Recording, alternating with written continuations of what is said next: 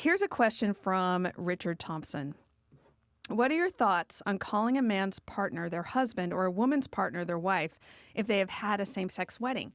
Does this in some way imply agreement with the concept of same-sex marriage in the way that calling someone by a pronoun that doesn't match their gender/sex would imply agreement with trans ideology? Or is it simply a recognition of the reality that in the eyes of the law, they are married? Let me address the last part of that first and make kind of a parallel that might seem a little extreme, but it strikes me as apropos. Abortion is legal in this country. Those who are pro-life properly understand abortion to be taking the life of an innocent human being without proper justification. When you do that, that's usually called murder. All right?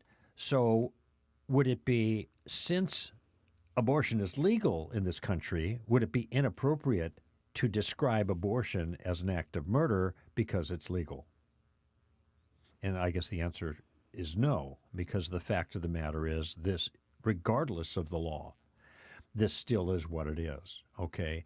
So what the law has to say about marriage is irrelevant to what we to how we comport ourselves with regards to the terminology we use regarding same-sex marriage couples. All right, and I'm just using same-sex marriage here in the case of for descriptive purposes, because I don't think it's a real marriage. All right, and nor should we treat it like one, or at least refer to it like one. All right, so I think it is exactly parallel to the pronouns issue, because in many cases it is, and getting more and more so, not just kind of social pressure, but legal pressure to use preferred pronouns in order to satisfy the narrative of the left on this issue.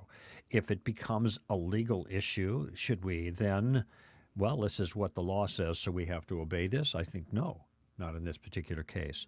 So I think it's a huge mistake to refer to a same-sex couple as being married and the husband, or wife and wife in the, whatever case. But there's an alternative that is completely safe, it seems to me, that gets you through any social discomfort, and that's just referred to their partners. And in fact, that's the way it was referred to when there were domestic partnerships that were made legal. I never agreed with the idea of domestic partnerships as a policy issue, as a licensed or legal affair, and because they were de facto marriages under another name. And so once we approved of that, and the government would issue essentially a license for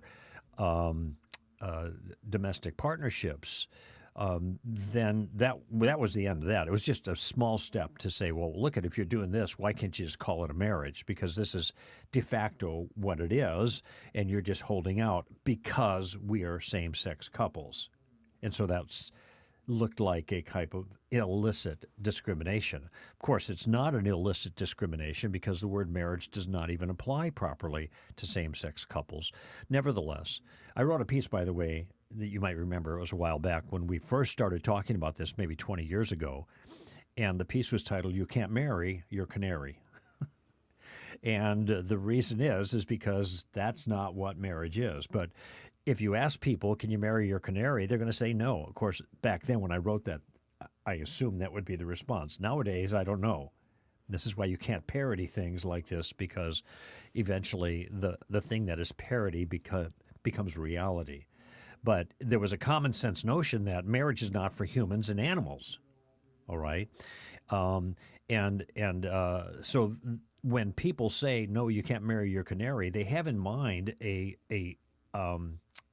normative that is an appropriate prescriptive definition of marriage. Now, if a marriage is a particular thing that doesn't include animals, then we have to ask, what is that particular thing? And we don't need this. We've already had this discussion in the past. I've written on it, and that material is available on Stand to Reason, str.org, quite a number of articles. But the point is, when you get down to what society has always understood marriage to be, and the reasons why culture has privileged and regulated a particular relationship, it turns out that those reasons don't apply to same-sex couples. And to put it simply, the reason that cultures from the beginning of time have done this is because, as a rule and as a group and by nature, and I would say by design, long-term monogamous heterosexual unions produce the next generation. The purpose is to protect the family structure that raises children, because that's a cornerstone. It's a foundation, in fact, of all cultures, and that's why cultures who understood this did this. Now marriage is nothing. As someone once said, it's just a list of names that someone's applied the word marriage to. And this is why people are saying, well, why can't we just have, instead of 2 names, 4 names?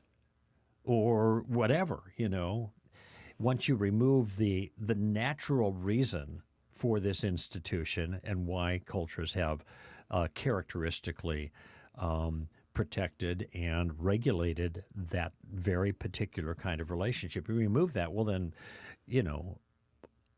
everything's fair game now. There's no definition, so anything could be called a marriage. You can still marry your canary, I imagine. Sorry, Amy. The man-woman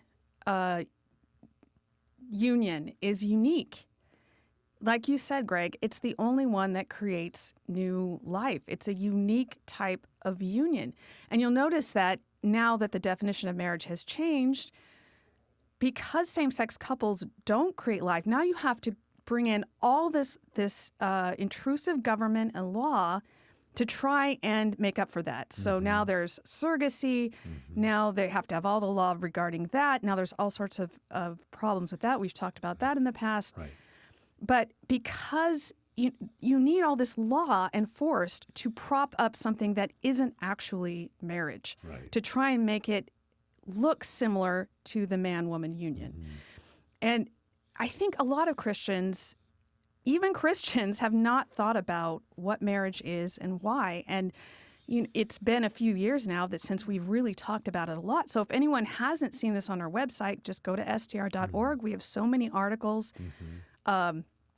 I think one of them is called Understand the Same-Sex Marriage Issue, and there are a ton of links there to different things we've written and other people have written.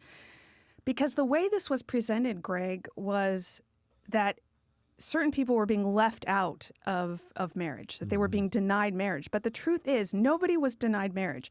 Marriage was a particular thing, a man-woman union, and anyone could get married, regardless of their orientation, regardless of what they thought about anyone. And they often did, regardless of their orientation, right. So everyone had the right to marry.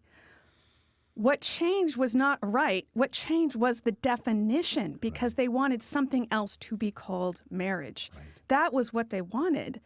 But it was sold to everyone as a matter of people being denied rights. And there just is no right to have your own definition of marriage. Right. Just like there's no right for a man to have a hysterectomy. When I say man, of course, now you got to qualify it. A male with male sexual organs to have a hysterectomy, because men don't have uteruses. All right. So it doesn't properly apply to them. There is no violation of personal rights in that situation. So, this is and another thing that's really important here, because getting back to the original question, is the way language is being used to change people's thinking about things. And I remember, for example, part of the challenge to people who believed in the traditional, accurate understanding of marriage is people would say, well, you don't believe in marriage equality then. Okay, well, now what do you say? Well, I figured out a response. I said, well, do you think that children should be allowed to marry adults? No, of course not. Well, then you don't believe in marriage equality either. You have standards, you have guidelines, you have boundaries to this kind of thing. We just have different boundaries. Now the discussion ought to be about which boundaries are appropriate. But notice, by the way, that they get away with this language, and the language has power. And this is why we shouldn't be calling same-sex unions marriages. Even if the law says it's a marriage, it doesn't mean it is. I think it was Frank Beckwith who said, he's quick with phrases, He said, just because you can eat an ashtray doesn't make it food. All right? Now, you might have to think about that for a moment, but he's the same guy who said, I used to believe in reincarnation, but that wasn't a former life. In any event, Frank sometimes gets to the heart of a matter with a quip like that. And just because you're living together and you walk down the aisle and pledge your troth until death do you part, doesn't make it a marriage. It just makes it what it was, a commitment to two people. A marriage is something entirely different. And anyway, I want to repeat this phrase because to me, this is the core phraseology that it took me actually months and months and months of thinking and working with to come down with this concept of what a marriage, why it is that cultures from the beginning of time, regardless of their religion, regardless of their point of view politically, have always regulated and protected a very particular kind of relationship. And the reason is because, and the wording here is very important, as a rule. Are there exceptions to this? Yes, there are exceptions to this. The capability of people to have children, for example. But as a rule, and as a group, and by nature, and you can throw in by design if you're a theist, long-term monogamous heterosexual unions produce the next generation. And that is the reason that cultures have been concerned about that relationship. And it's only that relationship was called marriage, and that was the relationship that they promoted and protected and regulated for the sake of culture. If your relationship is not one of those kinds of relationship, the law has no business regulating your relationship. But, of course, that's all changed because now we're using law for social what's the word I'm looking for? Engineering. Thank you. Social engineering. And then the language is used to make it all sound good and fair and right. This is why we have to be careful. We don't give in to the linguistic maneuvers, and this is one of them. And notice, Greg, that when you change the definition from what you described to two people who love each other, it's actually completely arbitrary. The number is arbitrary. You know, That's for right. a man and a woman, there's a reason why it's two people. It's because you need two people to complete this whole union. Be fruitful and multiply, right? Right. You have the male reproductive system and the female reproductive system. No duh. And they need each other to work. Yeah. That's why there are two. There's why in this new definition are there two? It's completely arbitrary. That's right. And it won't stay that way. I mean, if you don't have a foundation for why we have, commitment for two people, then there's no reason why it will stay that way. That's right. So changing the definition has consequences, is the point I'm making. So check out our website. We have a lot of posts on there about this topic. Changing the definition is linguistic. It's de dicto, philosophically. It doesn't change reality. It doesn't change the nature of things. And that's the key here that we're standing behind.